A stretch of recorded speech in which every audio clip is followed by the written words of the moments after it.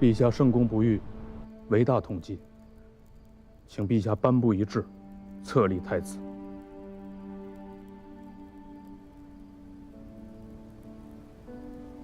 义兄嫂对我不好，是我自要嫁你的，和兄嫂有什么干系？最稀罕听你的言语。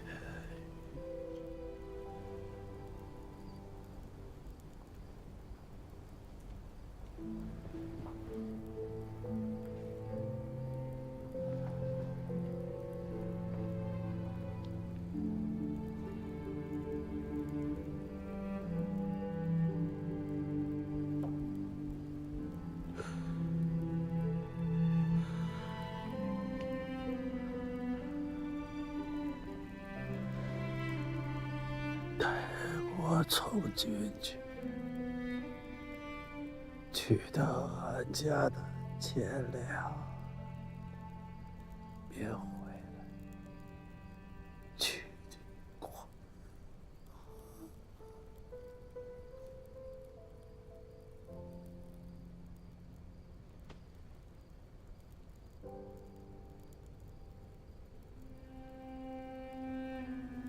我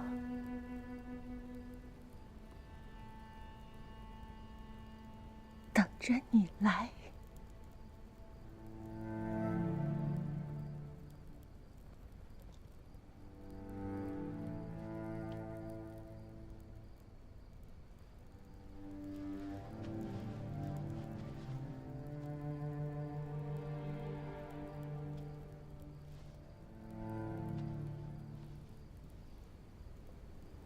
他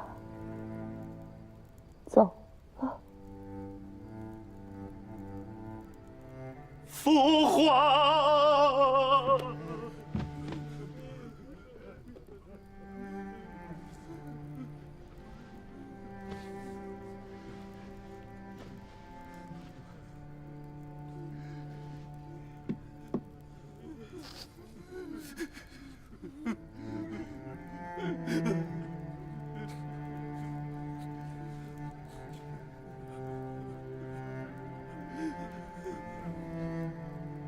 皇后，冯令公、苏相公，此非卑怯自伤之时。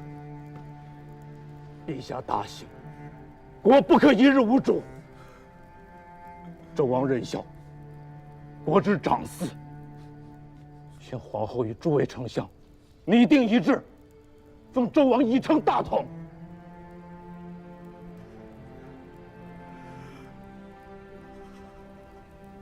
相公们自行决定便是。让我们再待一会儿吧。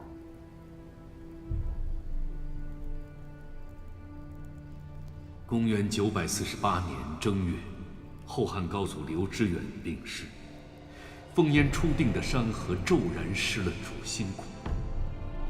高祖次子刘承佑年方18，受遗命继位，为昭示程序，安定人心，沿用先帝年号前佑。然而主少则国疑，后汉政权自此步入多事之秋。周王承佑可于就前继皇帝位，共辅圣制，同图康公，主者施行。陛下万岁万岁万万岁！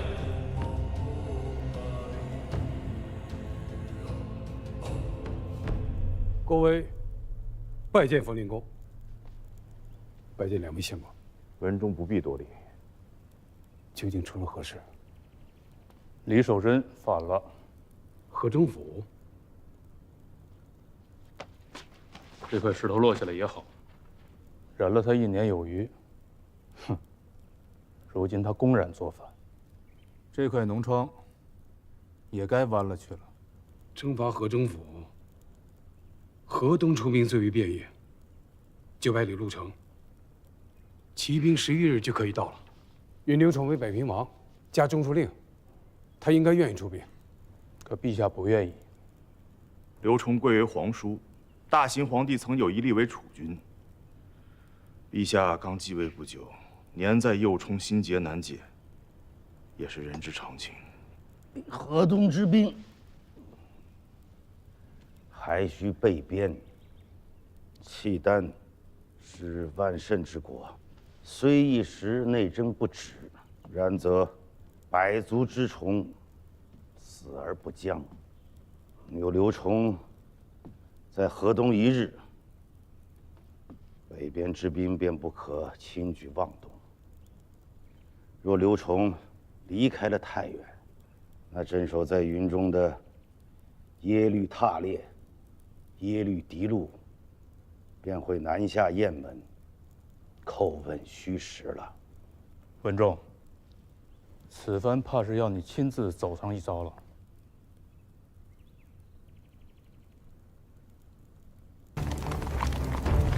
公元948年，即后汉乾佑元年，郭威亲率大军讨伐叛乱的河中节度使李守贞。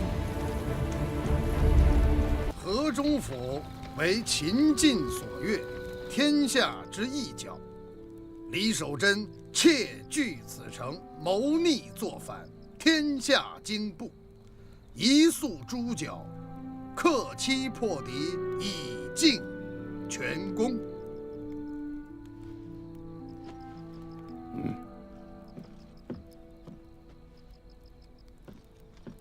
临行之际，官家命下官转告枢密，只要枢密能在30日之内克敌，官家为枢密准备了2镇节帅的仪仗，还有一个国公的爵禄。枢密，来人，在。擂鼓，巨将。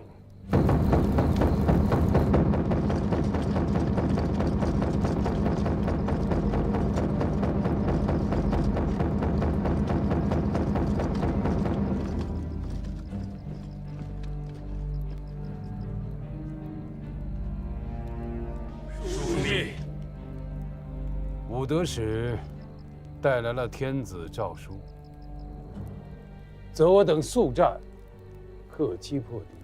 尔等有何言语？只管讲来。王师顿兵兼程之下10余月，整日只是修筑营垒，修了37座营垒，被城中之敌毁了37座营垒。长此以往，军心士气俱坏，与大军不利。末将愿请战攻城，若不能先登，甘当军法。末将也请战攻城，若不能先登，甘当军法。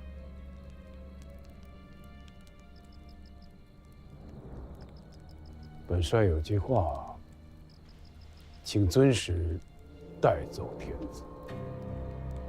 请枢密示下。自古国不可从外理，君不可从中御。陛下既为臣专捆之权，则军事节度，臣无复请之意。大军圣节之前，若再有诏来，必是伪诏，诈称天时之人，某必斩之。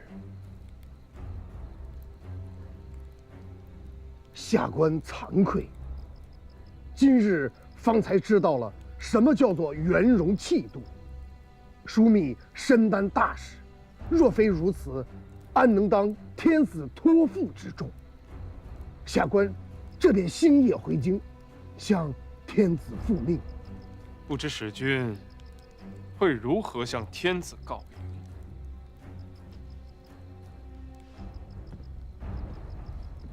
何时破城，俱在枢密帷幄之内。枢密乃我大汉之魏国公李药师。除此之外，下官无复他言。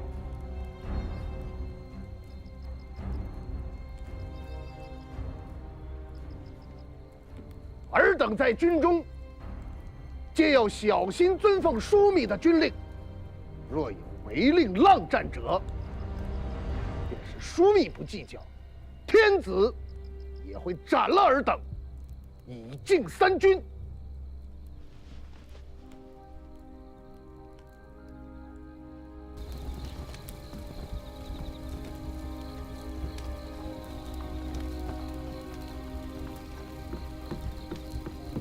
大人，扶着我。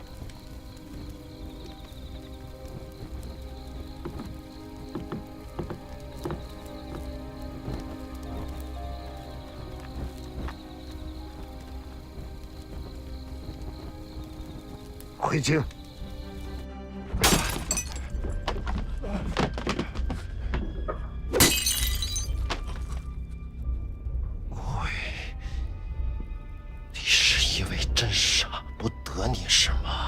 尔等要隔绝内外吗？三叔，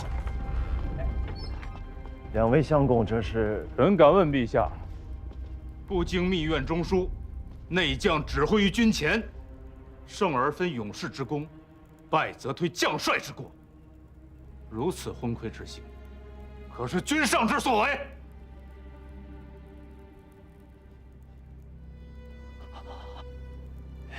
杨相公言重了。朕只是心急前方军事，并没有移国家叔父的意思。二郎，不要以为做了天子便可以肆意妄为。须知，便是你阿爹得享天子之威福，那也是长枪大剑打出来的，不是天上掉下来的。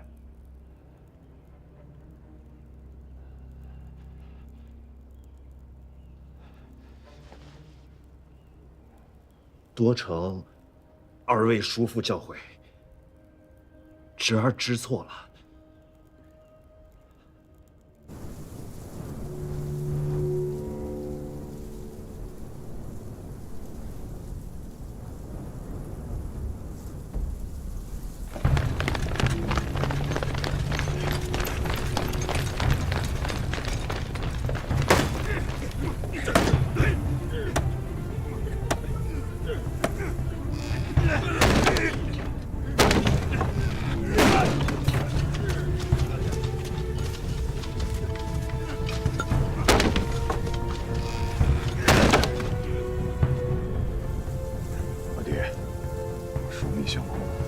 为何任由敌军拆营垒，却按兵不动？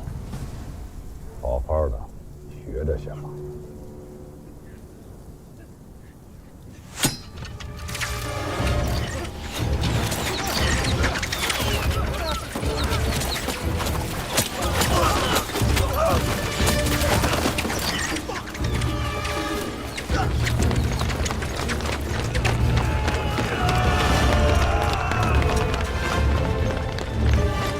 力争追忆，为国光身好远事，多须全尽醉。对者即者，欲马即欲马，欲前即前，何时亦不必。兄弟，你都喝起来，别举着，来。你愣什么神呢？酒吃不下了，便去国家前去战班。我是想不明白，这打的什么仗？虽说小胜了一场，可是咱们的营垒叫人家给拆了，这许大一片营垒，修建起来至少得半个月的光景。真不知道枢密相公这葫芦里卖的什么药。若是没有这座营垒，又何来今日的数百斩首之功呢？这么大一场仗，几百个人头算得了什么？那城中至少还有几万兵啊！几百的砍，什么时候是个头？你好阔气啊！几百颗手机的战功，到你口中，都成了不算什么。你可知，这几百颗人头，便是下面的这些军校将变的衣食粮饷，是他们的前程绝路。若没有这些功劳吊着，数万大军的军心，靠什么来维系？好，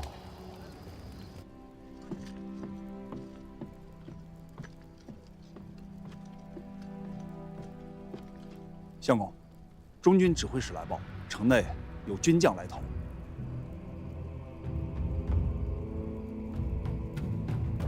知道了。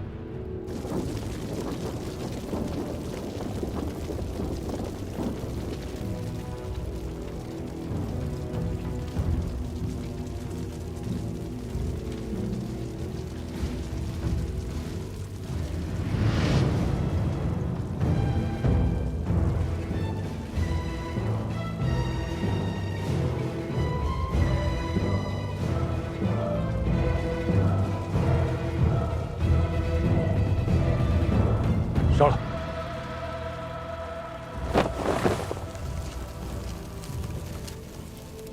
这火是李守贞自家放的。是，城池将破，他自知不容于朝廷，所以纵火自焚。他在自焚之前，站在屋脊上大喊：“非败于战士，实败于人心。”我可算是看明白了，贼军若是守城不出，便只能眼看着咱们的营垒日渐迫近城墙；若是出城袭杀营垒，一次便得损失几百将卒。如此往复，我军军心易盛，贼军军心易衰。能出城击杀我们营垒的士卒，想必都是他们各营选封死士。像这样的选封死士，3000人顶天了吧？等他们都死干净了，李守贞还能压得住城中的几万兵马吗？所以城中军事哗变，索性陷城了。李守贞阻不住，索性自焚而死。下城的兵法是教人如何杀人的，然最上层的兵法是教人如何活人的。阿爹，枢密此番里的大功，该是入阁拜相了吧？那小乙哥也该见节了。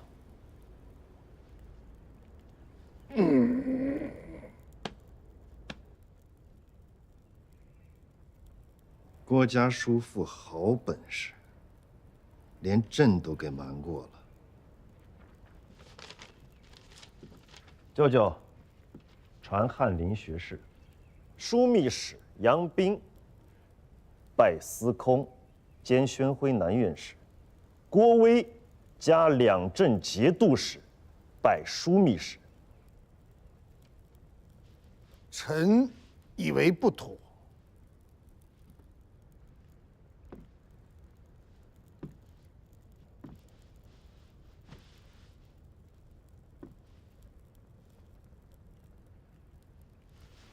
杨家叔父总以朕为小孩子，朕发往枢密院的诏书10份，倒是有9份被他驳回来。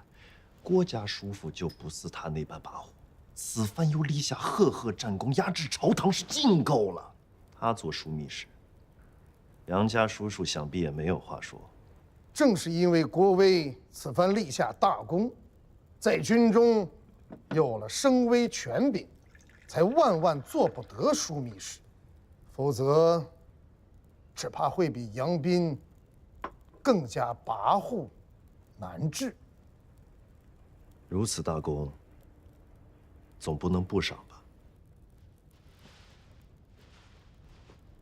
官家，河北毗邻契丹，边事日紧，正缺个妥当之人坐镇。臣以为，可加郭威为使相，仍兼枢密副使，出镇腋下，总领防务。有此人领兵在外，朝堂之上，杨斌与史弘照也不至于仍像以前那般跋扈专权。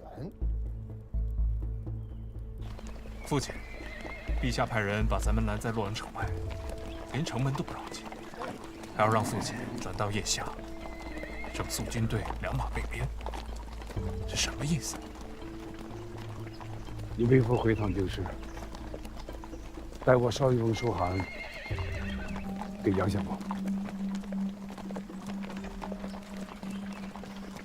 诸位，朕陛下，老臣斗胆，敢问陛下，据平乱功臣于都门之外，是谁的主张？杨相公，朕非是不欲郭令公回城，实在是边境有紧，河北那里确需一妥当人坐镇，不得不劳动郭家叔叔一遭了。此事倒是奇了，中书省不闻，枢密院不语，陛下居于深宫之中，反倒先得到了消息，不知是谁报与陛下的？是武德司的探视吗？陛下，讲。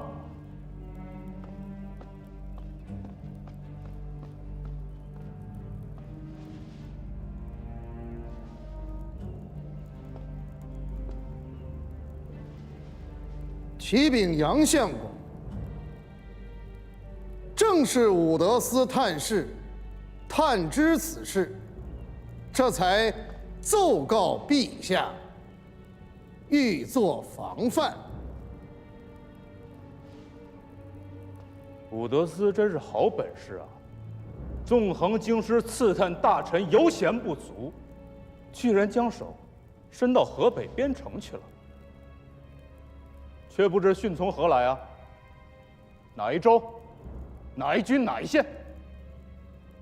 北国有入寇之意，边臣率臣茫然不知，与朝廷无一语之计，反倒劳动天子内臣操心。如此蛮汉之辈，何以牧养百姓，守卫疆土？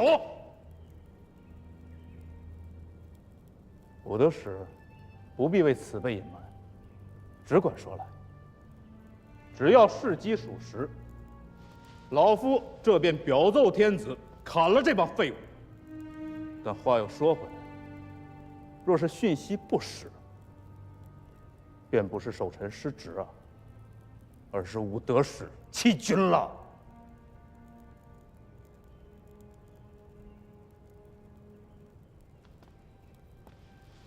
既如此，臣请陛下斩李业，以正朝堂。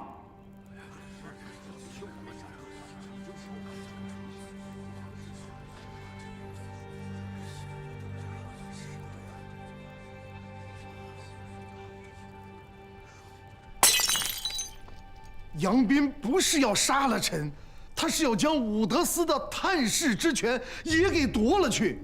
他是枢密使，外联大将，内禀枢要。若是再控制了武德司，这便可隔绝内外，彻底将宫中的官家变成聋子、瞎子。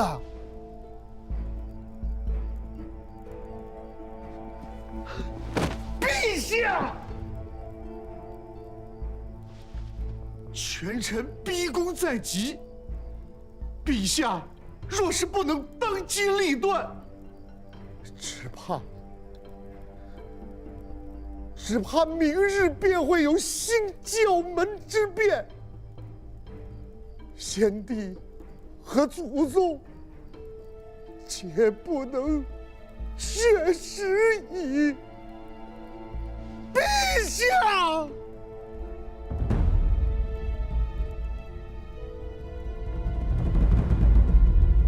你父亲身体怎么样？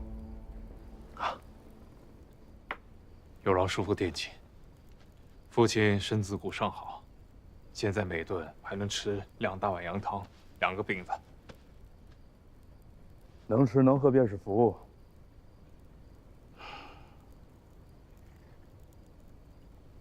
国权让你带什么来了？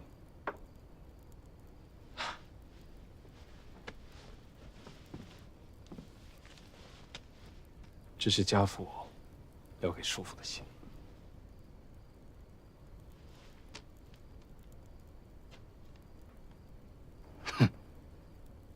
雀儿是个老家贼，又典衙中机密多年，文字上的事儿，最是仔细。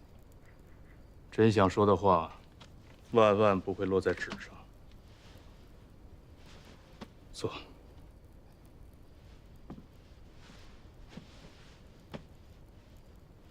说吧，他担心些什么？家父说，先帝大行，兴居四统，一朝天子一朝臣，先朝老臣，终归是要退归临下的。现是新老交替之际，局势晦暗难明，倒不如趁着老一辈的功劳勤奋尚在，自请出战外藩，退一步海阔天空嘛。朝政诸事，就让年轻人折腾去吧。倘若未来国家有事，还有拨乱反正之力。都是帮老家伙了，岂有贪权揽政之意？世道乱了这么多年，好容易过几天安生日子，谁会想让一些成都社属之辈毁了这局面？也不是不能退。当今天子虽然年轻，但本心却并不坏，有我们老一辈的看着，历练几年，未必不能成起事来。真正坏事的是李烨这般小人，可偏又是老嫂子的亲弟弟，我们总不能拖出去一刀给砍了吧？武侯是如何说的？亲贤臣，远小人。待当今天子明白这个道理，就是我们这帮叔叔们该退的时候。